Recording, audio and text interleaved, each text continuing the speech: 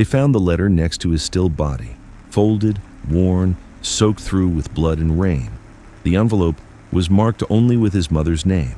No return address, no hint of what had come before. Only his words remained. "Dear Mama." He wrote it as if he knew it would be the last message he would ever send. John had left home months earlier, telling his mother he wanted to teach. A new culture, a new language, a project that promised purpose. He wrote of long walks, foreign flavors, strange landscapes, and how much he missed the warmth of Swiss Miss Cocoa on a cold winter night. But the second letter wasn't from the John she remembered. This one came from a place she had never heard of, a prison, a hellhole built of iron and neglect, where mercy was a concept no one knew, least of all the guards.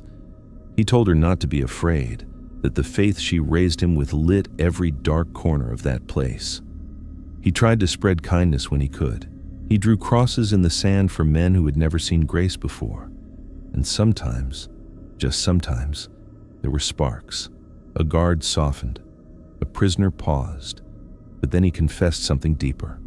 The nights were long, lonely, filled with dreams he didn't understand, dreams that felt like they belonged to someone else. And at the end of the letter, 3 words chilled the page. "My father is calling."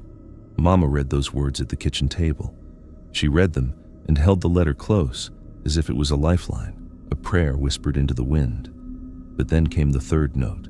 This one wasn't delivered. It was found. Because by the time anyone reached him, it was too late. John was gone. Not peacefully, not quietly. They found his body hanging in the prison yard, bruised, broken, stones around him scattered like forgotten sins. His voice, once warm and gentle, silenced by violence. A guard once mocked him, called his beliefs lies, told him to deny his God if he wanted to live, that he would rather see him hung than hold on to what the guard called foolishness. But John answered only with prayer. "I will not deny him," he said. The guard scoffed and walked away. Then the prisoners began to throw stones.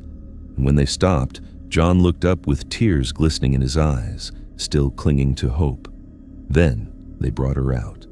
Emily, his daughter, battered and bruised, taken not long after her father had been captured, betrayed by someone they trusted.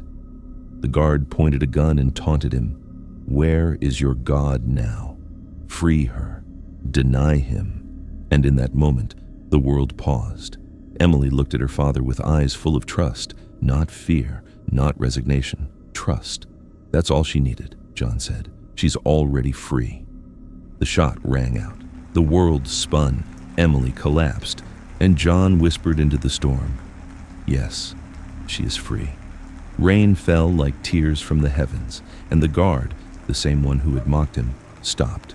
For the first time, something flickered in his eyes, a flash of truth he couldn't deny, a dream he suddenly saw the rest of, a part of reality that once slipped past him, now undeniable. The guard stood there, soaked by rain and shaken to his core. For the first time, he saw the peace on John's face, even in death, a peace he could no longer dismiss. But peace was quiet.